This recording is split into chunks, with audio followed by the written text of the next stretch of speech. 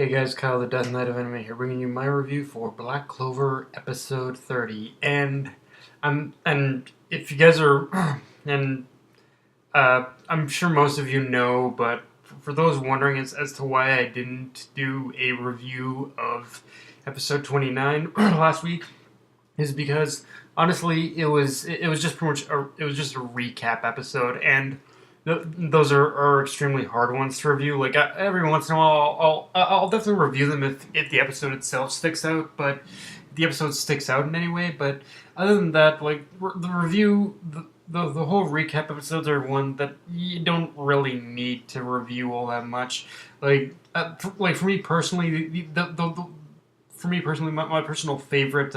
Um, my personal favorite recap episode of all time is episode 27 of Full Metal Alchemist Brotherhood. That was, I think recap done in the best way possible. That was amazing.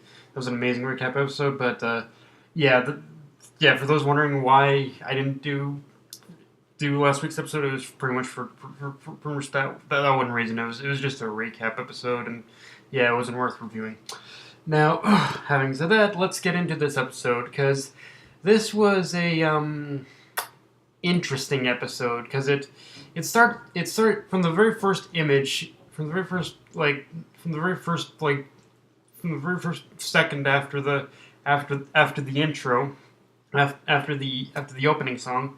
It starts off strong, but then it kind of slides down after that. And what I mean by it starts off strong, because we see Gauche sitting atop a pile of thugs he beat the crap out of, for I assume having to do with his sister, if this is even a fraction of how he acts when people only mention his sister, and if that was only a fraction of how, and if this episode is any indication, like if this is only a fraction of how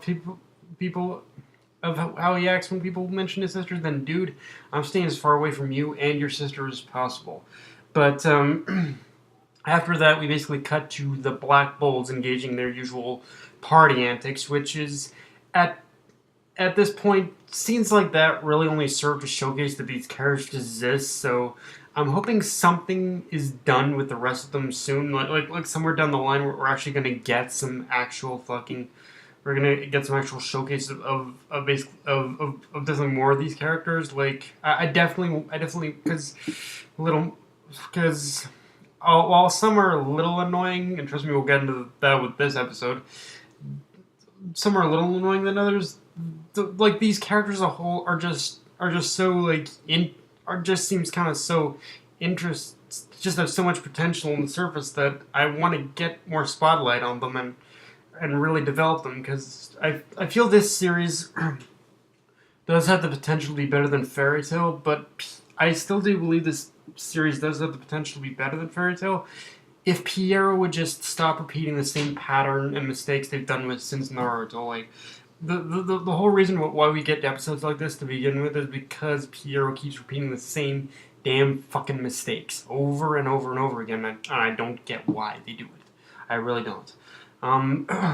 But having said that, this was, like I said, it starts off strong, but then it dips down into weird territory, and I mean weird territory. Like, this was a weird episode for me this week, because obviously the intent of this episode and the next couple episodes, because this particular episode, it was just part one of assume an entire arc. I forget if it's filler or whatnot, but the obvious intent of this episode and the couple episodes and the next couple episodes are to get us a little more invested in Gauche as a character. And here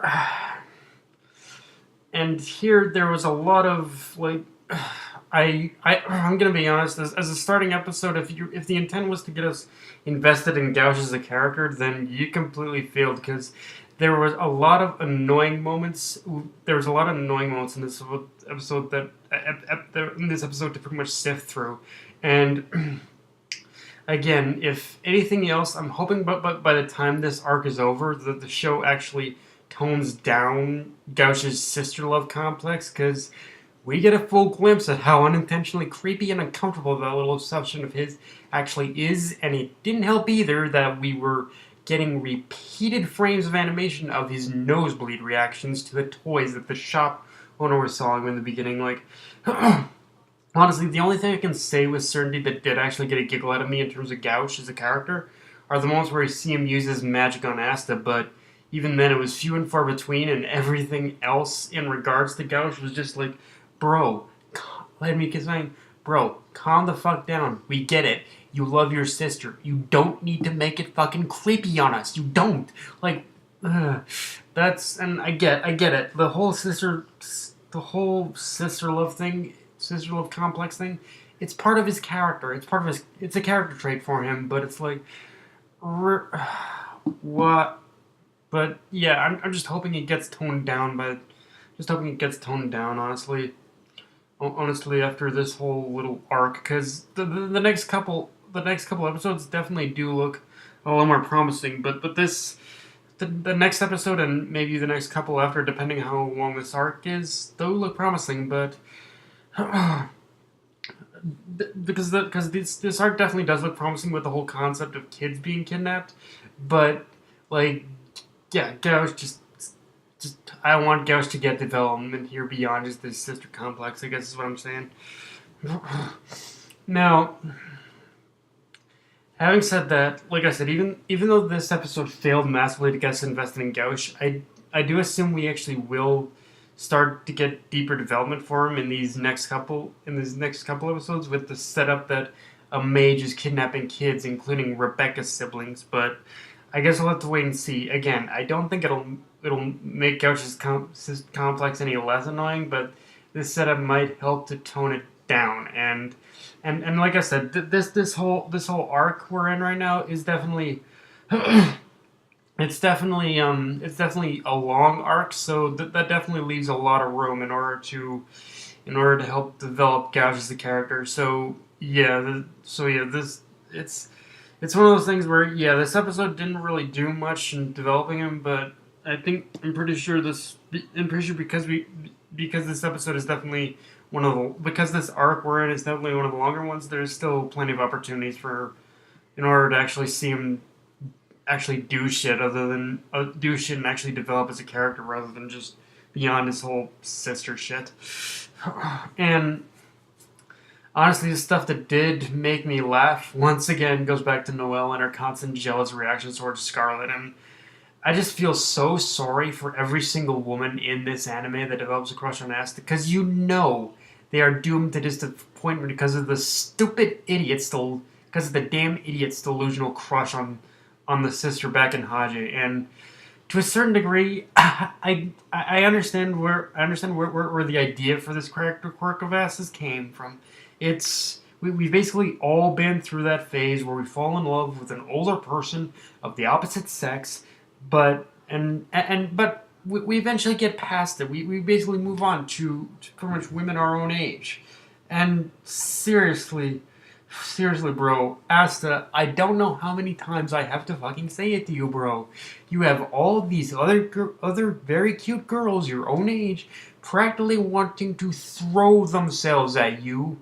Actually, is Scarlet older than him? I forget. But yeah, you have all these women who want to practically you have all these girls who want to practically throw themselves at you. And you don't even consider keeping your options open. I mean, if nothing else, I can't fault him on being faithful, but still, keep an open mind, bro. There's definitely more than one fish in the sea. That's one thing that's one thing about my love life I've kind of learned to accept. Like, there's plenty of fish in the sea, bro. The sister's not gonna be the only one. Just keep an open mind, bro. That's all I'm saying. But yeah, guys, that's my review. If you enjoyed the video, like, comment, subscribe. Follow me on Twitter and Facebook. Death Not of Enemy. Signing off. Later, guys.